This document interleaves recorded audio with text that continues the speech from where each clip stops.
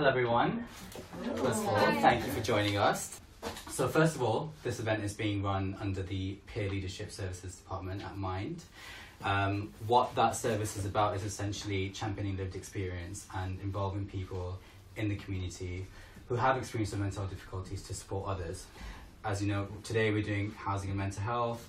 I would like to introduce our conversation with some pertinent points that have been raised from a form of research that's been done by National Mind called Brick by Brick on the relationship between mental health and housing.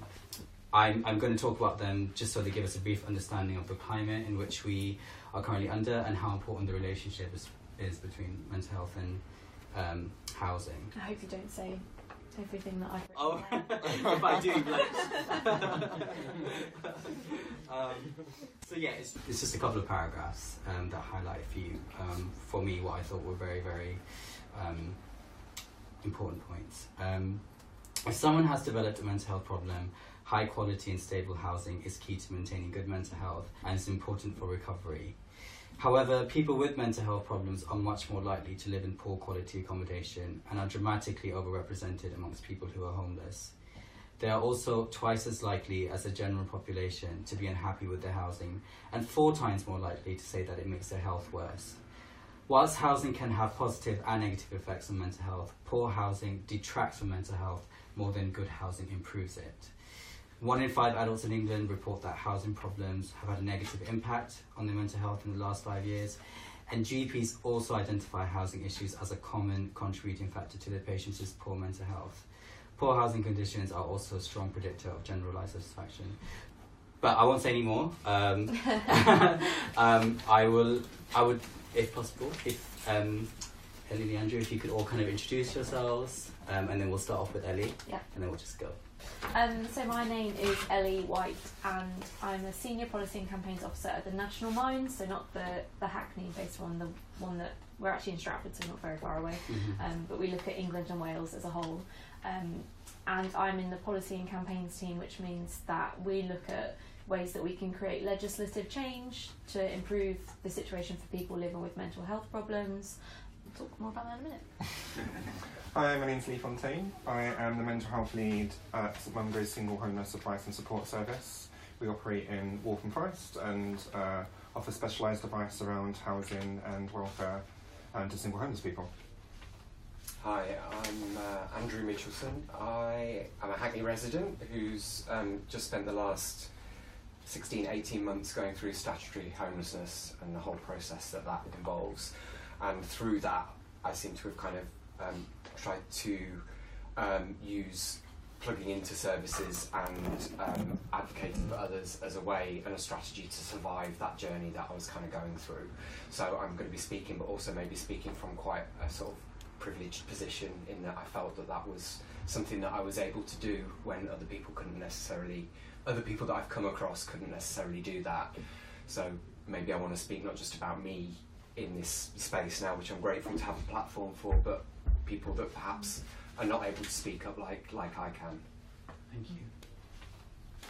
So, as I was saying, I'm in the Policy and Campaigns team, and my half of the team is social inclusion and rights. So we do everything that isn't your actual mental health medical care. So we have a team that does crisis care and primary care and things like that. Yeah. And I'm in social inclusion and rights. And my remit is housing and legal aid policy. So this means I'm responsible for looking at all the evidence out there which links mental health, housing and legal aid and explains why people with mental health problems might be in a worse situation than people without mental health problems when it comes to accessing the justice system or getting a good house that keeps them safe and well and say not being homeless for longer than one night.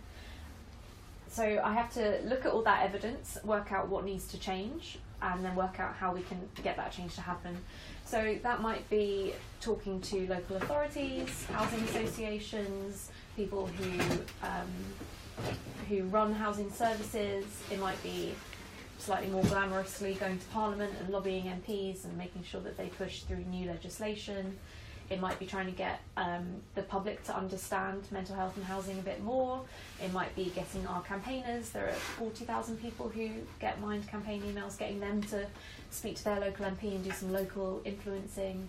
So that's the kind of tool that we can use to get to the place we feel we need to be for people with mental health problems to have as good a chance at having a good home. Of course, we work with local minds as well, because although housing's relatively new for National Mind in terms of policy, it's absolutely not new for a lot of local minds. Most local minds run some kind of housing service. So I think something I want to clarify early on is we're not experts in these areas, we're experts in doing policy and campaigns, so we need to go to all these groups, local minds, people who've had these experiences, organisations which run these services, and talk to everybody and gather the information together, and that's where we come into housing and mental health and trying to change it. So that's the kind of stage we're at the moment. As Zane said, we know housing and mental health are connected. We have some ideas about what needs to change. We kind of know what we can ask for to make those changes happen. To begin that process, we have to have some research, and Brick by Brick is that evidence base for us. So that is a piece of research which looks at 200 different bits of other research on housing and mental health. It includes interviews with 21 people who have mental health problems and experience of a housing issue, and it brings it all together so that there's at least a document somewhere which lays out everything about housing and mental health that is available in the research world. So our research team was commissioned to do that, and it's been produced, and it's called Brick by Brick, and it's available on our website if you want to read it. It's 72 pages, so I didn't bring one each. It's a really good read, though. That's not really good. I didn't write it, so you don't need to. Yeah, it's Exactly. If you read it, it's absolutely atrocious that in the 21st century, that's the situation we're in. Yeah. You've stolen my best stats, but I'm going to go sorry. through them again because it's really important. Yeah. So 3 in 10 people in the UK live in poor quality housing, and there's evidence that people with mental health problems are allocated the least desirable homes in the least desirable areas by their local councils.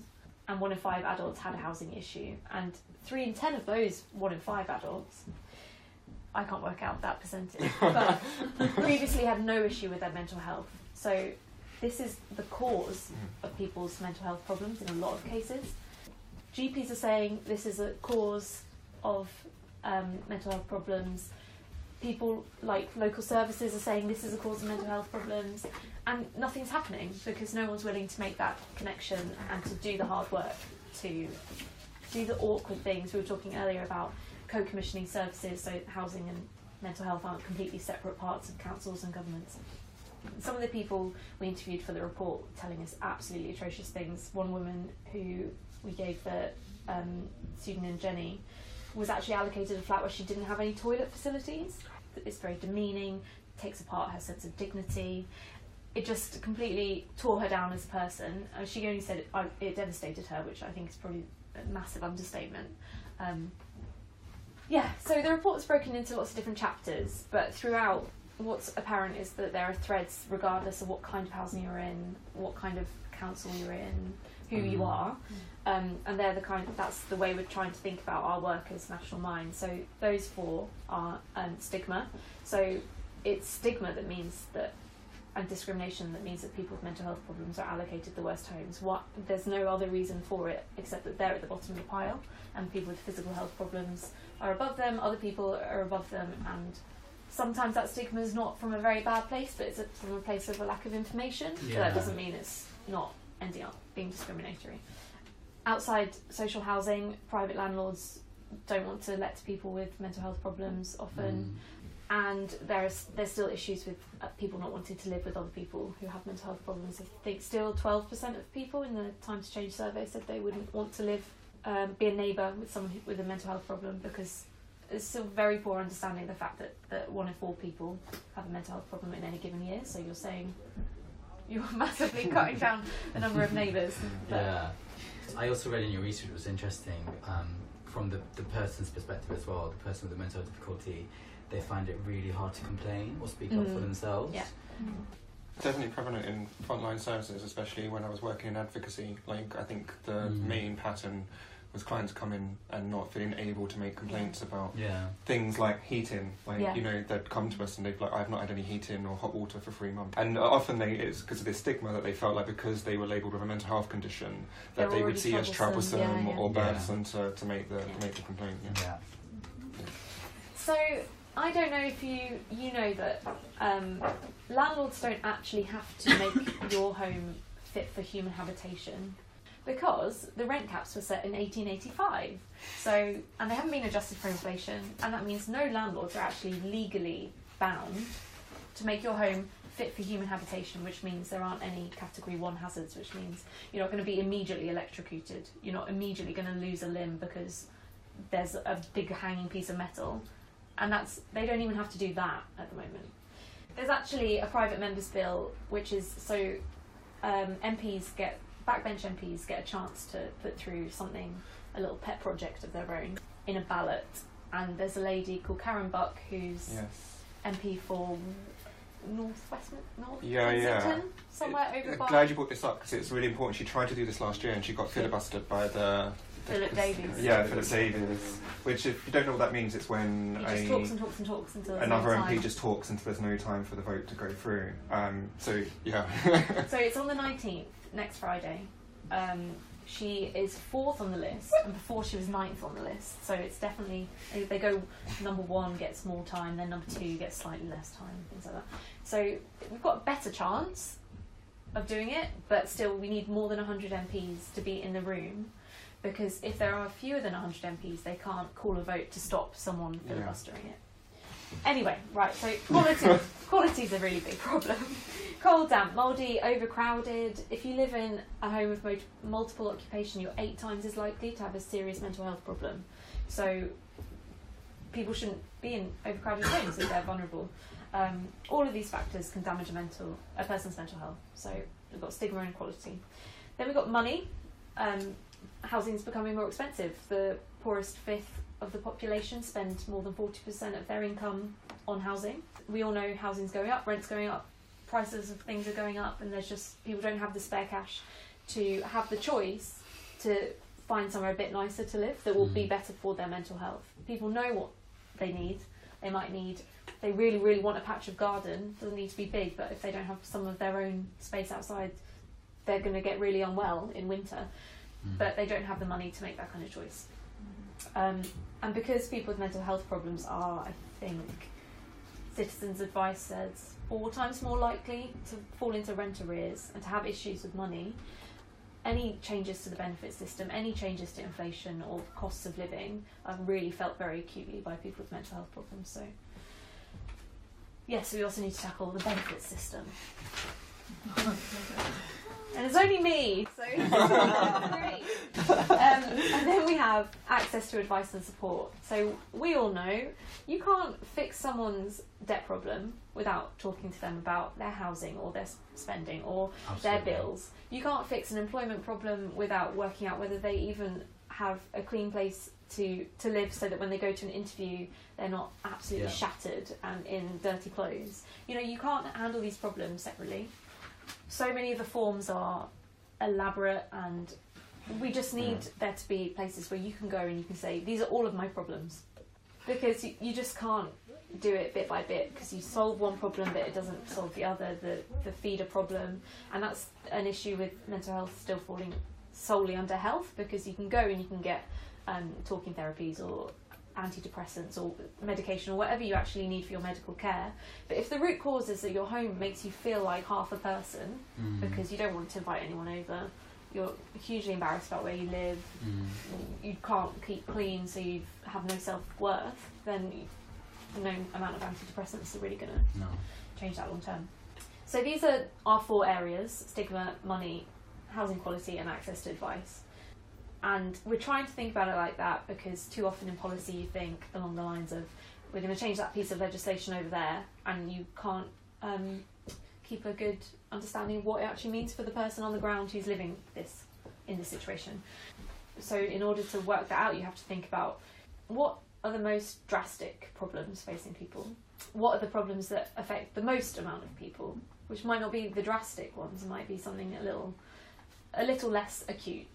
Are there any problems which are drastic and affecting a lot of people? They become higher up your priority list. And we work that out. We'll be doing some surveys to see, actually, because not many people have done original research looking at the numbers of people with mental health problems in certain places. We've got all these 4 times more likelies, but politicians feed off there are 500 people in your constituency right now in temporary accommodation that's making them unwell. That's the kind of stat you need to really make change. So we need to do some research on that. And that's not collected by government, just to say as well. I know it's not collected by local government, which seems crazy that they're putting people into temporary accommodation and they don't actually know that there's what the issues are. Yeah, and how long people are there for, and they get lost amongst all the different bodies. Yeah.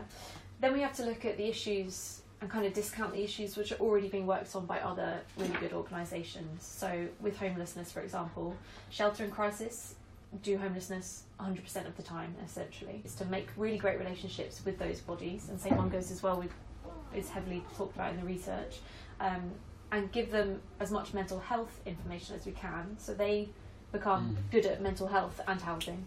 And then we have to look at what the government and political parties think about things. Our kind of work can take many, many years, and can never really come to an end. So talking therapies, so like CBT and things like that, there used to be no targets for waiting times. So Mind campaigned on that for about 10 years, for there even to be targets. So it can take a very long time, and still on waiting times we still now continue to work on that to force local health bodies to meet those targets. So that's all the kind of things we think about. And so after all that, we've kind of come to the conclusion that 2018-19, which we're now in, is going to have 2 main focuses, but this could change at any time. We've just had a government reshuffle. If there's a new general election called, everything will change. Or if Brexit's cancelled, everything will change.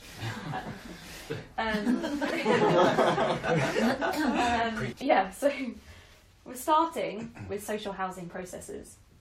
The government's announced that there's going to be a green paper, which is the very first step when they write new legislation. They do green paper, then white paper. So this is an unmissable opportunity for us to go in and say, these are the social housing things that are terrible for people's mental health problems. Your social housing staff don't understand why housing and mental health are related. They're at the bottom of the pile, even though, it contributes to this number of people's mental health problems, etc. So we're unfortunately kind of following the government on this one, because the opportunities are being brought up. We were going to do private landlords, private rented sector stuff, but then they announced this green paper, and if we miss it, we might miss a chance to lobby on this. It might be 15 years before it's looked at again. So we've got to do social housing, and maybe we can change it through some quite boring backdoor things like changing the guidance, or making sure the allocations policies don't have mental health as you get different points according to where you go on the list, and just upping the points of mental health could actually change people's lives in a very simple, easy way. But so that's what we're doing. One of the first things we're doing, and just to bring it back to some of the people we interviewed for the report. So Sarah told us she went into the housing office and they said to her, "You're not in a wheelchair or got a broken leg, so we can't help you," even though she has severe mental health problems. So.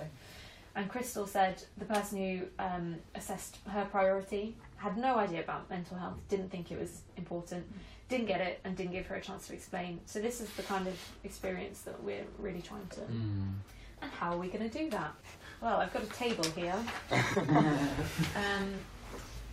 First of all, housing regulations about what is a good home doesn't include anything about what's a good home for a person with mental health problems, so that should be included. Right? So simple. Is that the decent home standard?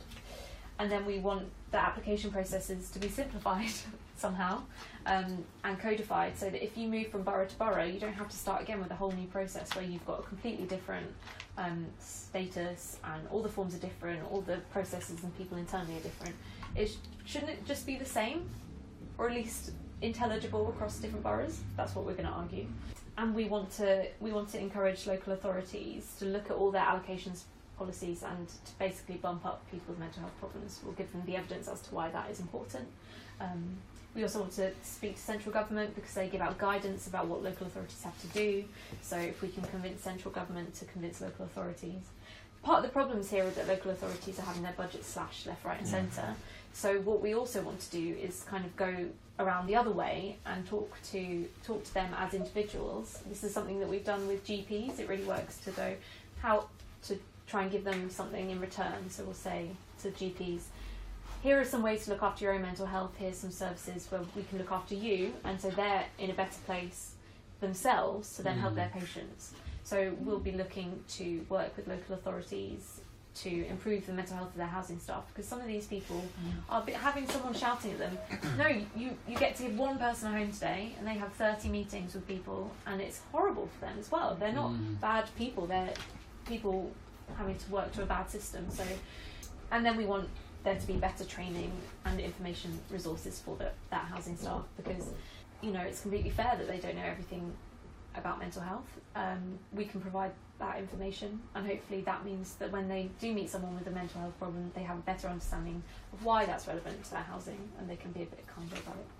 Then we've got some planned work on rogue landlords. There's been a lot of discussion about this politically and in the press, and over Christmas there's obviously this conversation there that we can get involved in. We'd like to see landlord registers nationally, with central government backing, because at the moment Newham, the borough that my office is in, has a local register, but that's the kind of thing. Some boroughs are piloting landlord licensing, which has been really successful. So landlords have to basically apply for a licence to be able to rent out their properties, and in doing so they have to meet their properties have to meet standards, which means that landlords have had to increase the kind of standards of but it also means that if you come across properties that are not up to standards, you can check if the landlord has a licence or not. Exactly. And 9 times out of 10 they didn't have a licence. And the great thing is that they protect the residents. So if a landlord was renting to a tenant, they are legally protected. So why the landlord was having to apply for a licence, one, the tenant wasn't liable for rent. And second, that they couldn't get in trouble for the landlord being. But with AESTs, that protection only lasts for a little while. But it's great pilots. Short hold tenancies, which I'll probably talk to about in my segment. Sorry. So I work for an advice and support service for single homeless people in Waltham Forest, and we're one of the first types of services in the country. So a little bit where you were talking about access to advice and support, we've seen that it's really important that you are not just focused on one area. So our client breadth is quite large. You just have to be over 18 and be faced with homelessness or homeless, and you can access our service, and we support you with tenancy sustainment, tenancy support, advocacy in the statutory homeless procedure, welfare benefits, and also engagement with work. We partner with the employment support team at Mind, and also sometimes our clients throw us curveballs and we do our best to really work in a holistic way that's not just saying we work holistically. We really we designed our assessment from the scratch, so it's not borrowed from any other service. We don't just want to know about the housing, we want to know everything about what's going on. Are you receiving benefits? Are you receiving the right benefits? Are you having issues with your benefits? Do you find it difficult to engage benefits? We look at communication. Sometimes our clients come to us and there's no recourse to public funds, which means it's really difficult to access housing services or access statutory services. And actually when we do a bit of digging, they're not no recourse to public funds, just no one's bothered to dig a little bit deeper. Or actually, so we get a lot of British nationals sort of return from abroad, and the DWP, because their staff are not trained properly, are finding these people not to be habitually resident because they can't prove that they've been looking for genuine work within the last 3 months, or if they've been working over in France, for example, for the last 2 years, and they've just come back to the country, then no, they're not going to be doing. You just need to show that you intend to be habitually resident in the UK, and that can be as much as just signing up with a GP. So being able to advise clients that and then engage them in a support service has been really useful. Obviously, there's unnecessary homelessness because people haven't got access to the right kind of advice and the right kind of benefits. So that's kind of like a summary of what I do. My job description's quite large, and we work anywhere from around. At the moment, our client list, when I looked at stats, was about 270. But so my client list runs between 30 to 50 clients, depending on the complexity of their of their needs. I wanted to dig into kind of more of the local needs. Okay. Ellie, you mentioned you look into issues that particularly the most drastic and affect the most people, or both.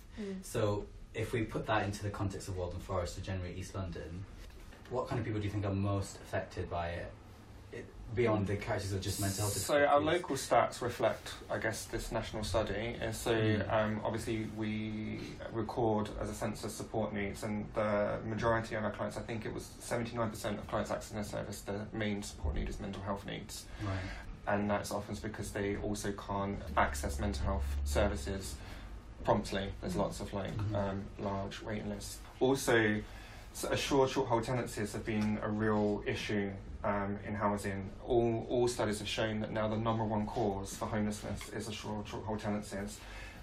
Private landlords can give a 2-month notice with no grounds, no reason, and have someone evicted simply because they want to raise the prices, they want to sell. It's often because they want to raise the price, and the current tenants can't afford the massive price hikes, so they issue notices.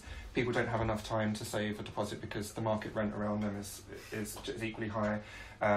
Discretionary housing payments for rent in advance do exist, but they're really hard to access. Yeah. There's this rule in Waltham Forest where you have to already be receiving housing benefit to be able to have access to DHP, which doesn't make sense, because if you're already in receipt of housing benefit, then you're likely in a home and you wouldn't need rent in advance. It's a catch-22 situation because we have to rely heavily on the private rented sector because there is no social housing, and if there is social housing, you have to go through a lot of hoops to access it, and often there are large waiting lists in temporary accommodation, and unfortunately because of the Localism Act 2011, even now if you do meet all of the criteria, which is, maybe I can discuss a little bit about it, is the local authorities then do have the discretion to then discharge that duty into the private rented sector, and they're only required to protect that duty for 2 years. So at the end of the 2 years, you're back to, if that private landlord then wants to evict you, you're back to square one. I guess with people with mental health difficulties is that there is no long-term security, and we're finding that people access. So, like a lot of our clients did have social housing, and they've not been properly supported while in that social housing. They've been evicted for rent arrears, and local authorities are supposed to protect their secure tenancy tenants. So if they look to evict from a secure tenancy, they need to hold a pre-eviction panel. And they're supposed to look at things like, is there an identifiable mental health need? Is there an identified physical health need? Is there a reason this person might be in rent arrears? Is there a reason there might be antisocial behaviour? But what we're finding is that those same pre-eviction panels are held by housing officers that are under pressure to put people or not put people into social housing. And so a lot of the times when I ask for the outcomes of pre-eviction panels, they have identified that the person has a mental health need.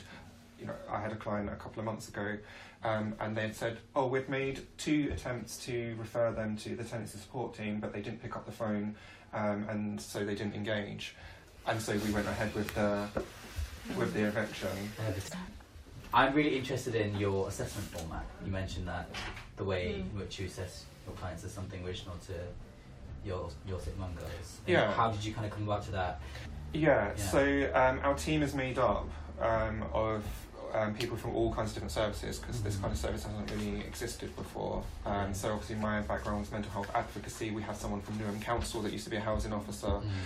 We have people that did outreach, so we're going out and actively looking for street homeless, rough sleepers, and through No Second Night Out. When I joined, and we looked at kind of client issues that we were already seeing a pattern emerge, and then we decided how is the easiest way for our clients to be able to disclose this information in a gentle format. So the first thing is that we assess housing history so that we can establish local connections. We look at reasons for last settled accommodation. We look at whether they're rough sleepers, whether they're about to be threatened with homelessness, whether they're sofa surfing. And then once we gather all that important homelessness information, we then go on to assessment. So we look at benefits first. We assess what benefits they're on. If they're not on benefits, what are the challenges they've had on getting on benefits. We have a section for EE nationals. we were finding lots of Eastern Europeans were being trafficked into the country and then being offered housing and then locked in that housing and forced to work. So we had to have a way that we could identify that was happening. We look at education and employment, because hopefully we want to be able to get our clients back into education and employment at some point, but we understand that that's not the most pressing issue for them there and then. We then have a physical health needs questionnaire, and then we have the mental health assessment, which I consulted on. So we tried to remove mental health language as much as possible. I mean, when I first saw the assessment, when I first started for the service, it was like, do you have a mental health condition? That was like the very first question. And I was like, people are not going to respond well to that. What is your diagnosis? When did you receive your diagnosis? The medical model. Yeah, it was a bit, So we consulted on it, and then we did some focus with our clients that we already received. So we used words like well-being, and the first question is to ask them to describe their mood and how their mood's been over the last couple of weeks, whether they've noticed change in their mood, if they've ever sought help, if we identify there's fluctuation in their mood, whether they've ever sought professional help for this. Then we look at things like, if you have consulted with a GP, have you ever been connected with mental health services? Did you receive a diagnosis? Are you engaged? We also ask a question later on where we ask them if they've ever heard or seen things strange or unusual. Right. And so actually it increased the amount of people that were going through psychotic episodes but weren't aware that they were going through psychotic episodes. Some of these people might never have mentioned these things out loud and not know that categorises them for extra help. That's just their life, and that's always been the way. Exactly. And it's been really great, because then we know we have to make a decision with our assessments whether someone requires statutory intervention, which is making a homeless application under the Housing Act, or whether we're going to refer them into hostels or into private rented. So it's really great that we get all of that information. That's amazing. But does one person take all that information? Yes. Right, oh, wow. So you're also talking about the benefits, you're also talking to them about education, employment, the physical health needs, right? And because how is that for the staff? You will have to then learn a lot of information yourself. Yeah, we've gone on lots of training, and you learn a lot going along the way, and making sure you're having conversations with your clients about what is and isn't working, and what they want to see from us. But obviously, all the things that we're asking for in the assessment are things that we're dealing with our clients on a day-to-day basis. So one day I might go in and I'm doing a statutory presentation to the local authority because we've identified, for example, that they have sleep apnea and they require a machine to help them breathe overnight, and they can't plug that in if they're not sleeping. So they're going to need some kind of intervention. The next day I go in and someone's come to me and says, oh, my ESA has stopped, and so is my housing benefit. Then I have to deal with finding out why their ESA has been stopped, also making sure that housing benefit know that it's been stopped, but that housing is now on nil income. We try to do a lot of prevention, because actually it's a lot easier to prevent homelessness than it is to solve homelessness, I guess. And so small things like benefit issues and housing benefit, and stopping people getting to the point that they're evicted, or if there is antisocial behaviour going on, finding out why there is. And we've been successful. I think in the last quarter we'd reduced rough sleeping in the borough by 40%, which was quite a significant number, and we're hoping to increase that. And it just shows that actually looking at people holistically and as a broad range of issues is actually really successful. Do you have support yourself? Yes. So I was wondering So as a team, we also give training to each other. No one in the organisation was prejudiced around mental health when I walked in, but certain language becomes very easy to use, and I was seeing that certain language was being used around mental health that wasn't helpful. And one of the first training was around mental health language and the importance of language and mental health awareness. We've had like migrant training, speciality in like migrant and immigration issues. We had TB awareness. I knew nothing about TB before that awareness, and I was really shocked at like how little I knew it would be nice to have the same kind of supervision the nurses receive, to have a group session where we talk about how we feel, because also for us it's something like, you know. And something that we really push for, because something that's working really well, is partnership working in the boroughs that you're working with, so that, you know, we work really closely with probation services where we have a satellite, so we're actually placed 2 days a week in probation, and we're seeing probation clients, and we're just setting up now with CGL, which is an alcohol and drug organisation, so that, you know, that we're placed there as well, because one of the things that we found difficult is that people that have substance misuse issues were really hard to engage with, and something that we like is that they're not the ones that are hard to engage with, it's that we're not a service that they can engage with. We then put ourselves somewhere that they can engage with us, and it's been really successful. It's really interesting hearing you two speak and just then kind of try and think about my own sort of personal experience and journey here. I suppose I should maybe just start by kind of giving a brief overview of what sort of happened to me, and then how I kind of plugged into the services that I kind of felt like I needed. I guess I've spent pretty much 18 years in London, and out of that time I had a 4-year period where my housing was very stable. So in 18 years I'd actually worked it out quite recently. I've moved 18 times across that period, which obviously says something about sort of me and my way of settling or not. And I suppose the kind of precursor to that, and I'll do a sort of, not overshare, but a kind of Sophie Calle exquisite pain version, which is the more you tell the story, the kind of less close you are to it. You know, kind of really harsh working class upbringing in the Midlands from a small mining village, with parents that were kind of trying to hold a family together but not doing particularly kind of well at it. So, you know, I was carer for a disabled mother, both physically and mentally, my father quite abusive, so it was kind of quite a harsh existence that I grew up into. And then I came to London and just kind of got on with things with this underlying recurring depression that I've had since I was 5. So it's not going to go away, I can just kind of find ways to manage it and kind of work through it. So kind of up and down roller coaster journey through kind of having success with career, doing really interesting things, but then having like massive lows that just seem to be getting harder and harder to pull myself out of. And I suppose within that comes problems with relationships, friendships, and just kind of trying to hold life together really. So in 2013 I came back from a work trip and had to go through a grieving process, and then depression hit big time. And it took me till now to really sort of feel like I'm actually coming out of that. And I suppose with that comes unstable housing, and a sort of inability to kind of focus on anything really, and just kind of barely getting by and surviving.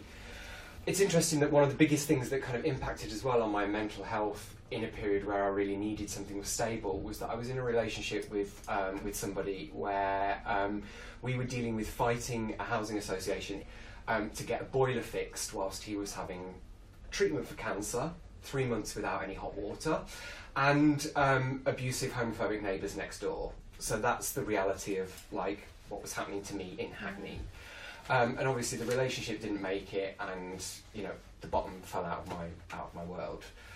At that point I buggered off to France, bizarre that you mentioned that, on a artist residency in a convent, basically like somewhere to like fall apart into.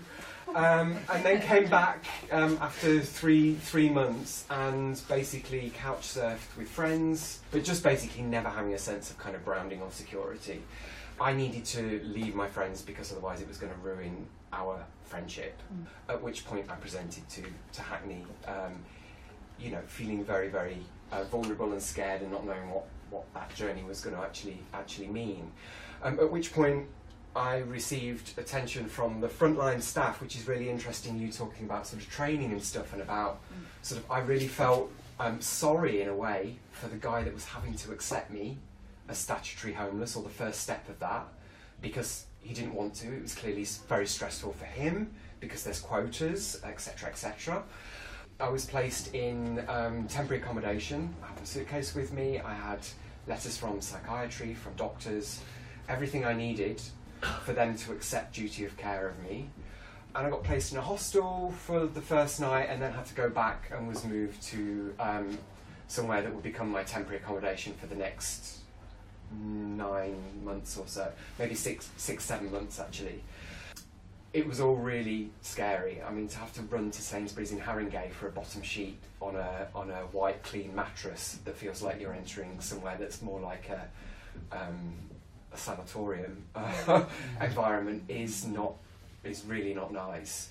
And I was then placed the following day in a hostel. Again, actually for me, lucky that Hackney wanted to keep me in borough and were able to honour that, but the circumstances that I went into were very, very scary. You know, living around alcoholism, other people with unstable mental health needs and experiences, people that had just come out of the prison system without the proper support to rehabilitate them into living in that kind of environment. And so I sort of went to bed for 6 months in that place with just my, I suppose, survival instinct, which was thankfully to actually have Mind support me in lots of different bits of their services. So I plugged in first of all to welfare to get my ESA rolling and all of that sort of stuff, and at the same time got some advocacy. And I have to say, Mind's advocacy team at the moment that I needed them were there like that, and they really were able to kind of support me to continue to, I suppose, raise my voice at a moment where I didn't really kind of feel like I had one anymore.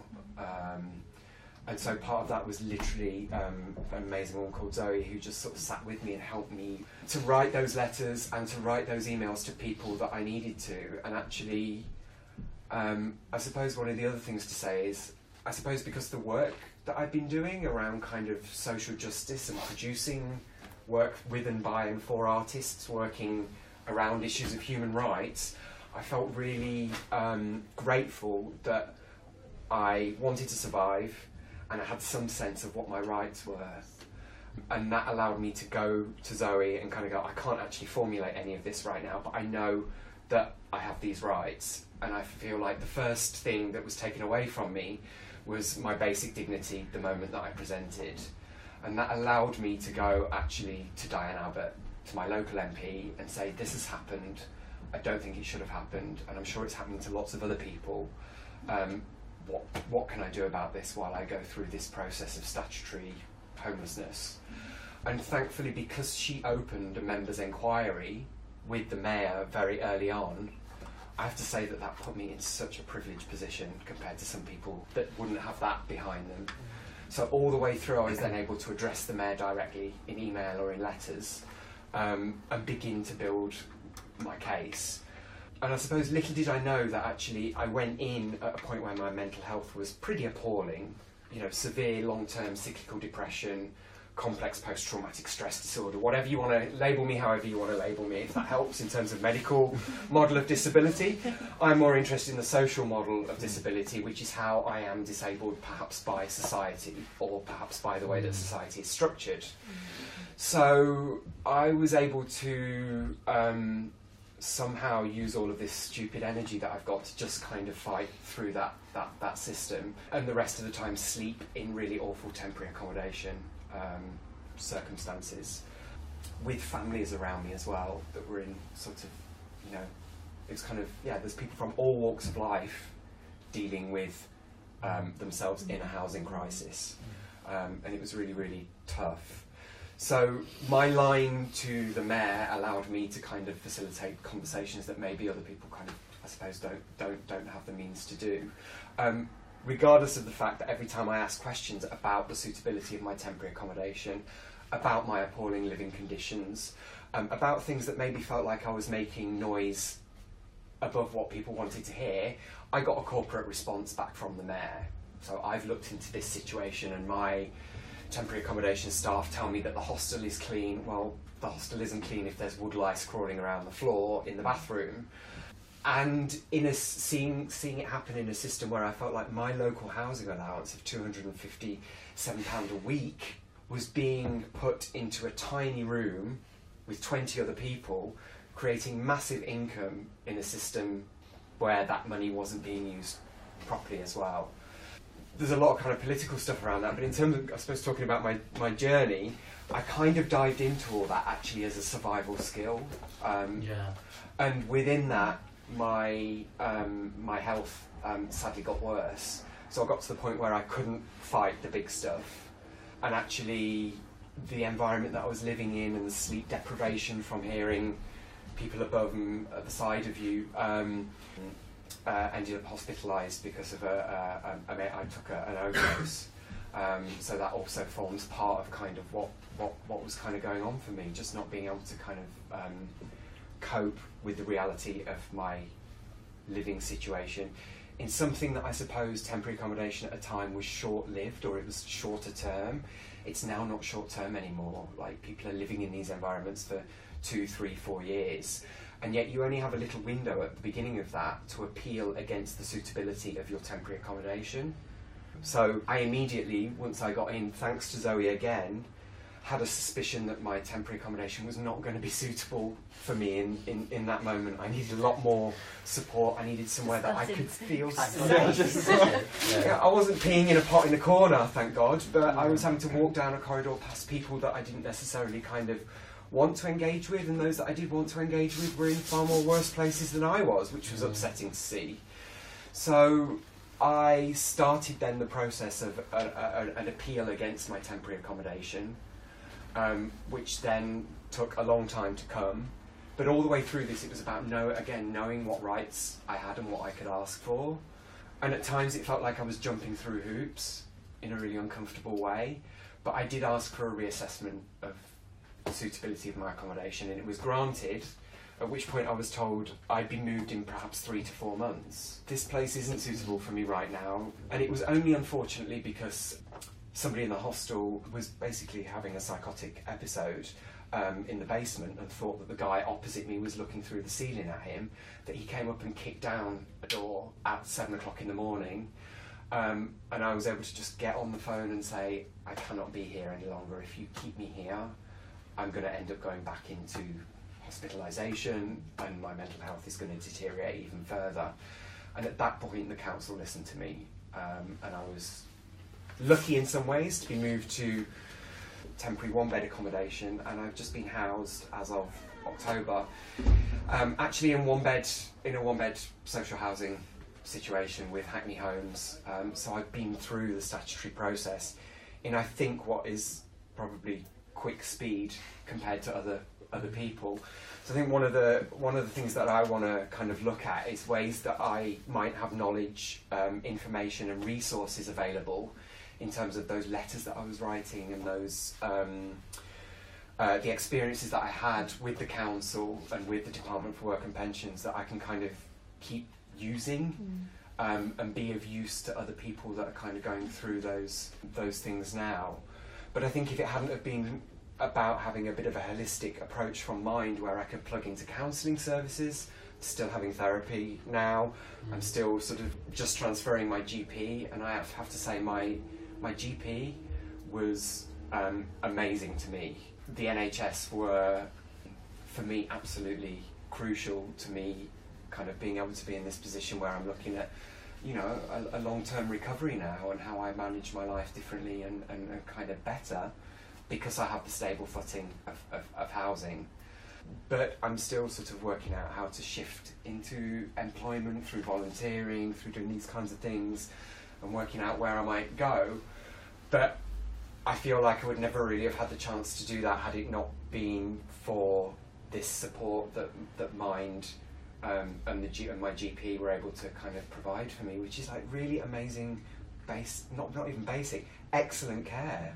Actually, these people do care. And I think what you were saying about sort of people having stigma or reasons why they think they can't ask for help or don't want to ask for help, or simply don't have the voice and the resources to do that, I think is something that, yeah, I'd like to find strategies to be more use to, in terms of, you know, people's kind of experience of kind of feeling like, actually, I do have a right to ask for this basic thing of dignity and for my housing situation to be looked at. And if you're not able to look at a 20-page legal document or, you know, whatever, I think for me, again, Shelter were excellent in being able to go to me and just kind of go, these are the basic points of law which mean that you are statutory homeless, and this is what you need to prove or not disprove. And of course, with government service cuts, everything takes longer than what it should do. So then you have to kind of badger them and say, well, you should be doing this in 21 days, or writing to me to tell me why you're not doing it within. I mean, I don't know how I did it. But sheer force of will. Yeah, I think it's survival, a survival skill. But I think, you know, it's really important that people know that that is a right, that they have a right to be able to ask if they're not getting answers, if not to be supported in their journey to ask those questions. I didn't get signposted to certain services that I felt when I presented I maybe should have done, to think through and support me through my experiences.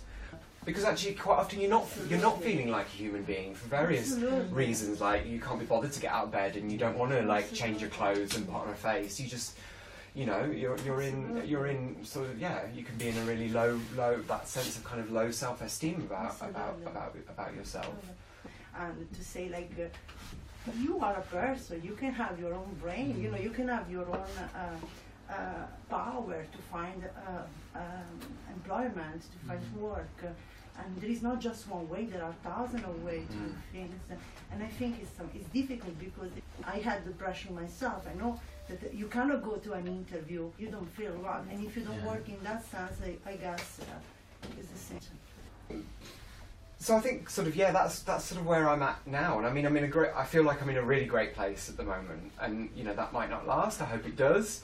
But I'm going to have these moments where things are not so easy, and I might want to engage with, you know, mind services in different ways or whatever. But actually, I think it's really important that people know that they can get access to these resources. And thank you, Andrew. I'm really, really interested in the political angle of what you're talking about. I am, and one of the things that it brings to my mind in terms of housing is the situation with regards to young people as well. And I mean, most young people that I know are living on their parents' floor or their uncle's floor or a sofa, and it's chronic. It's absolutely chronic. Well, the London Assembly just produced a report just before Christmas on hidden homelessness, and amongst youth, particularly, so 16 to 25-year-olds make up the largest amount of homelessness, and it's hidden homelessness. So they're still statutory homeless, but because the kind of language that's used, they don't know that they're homeless.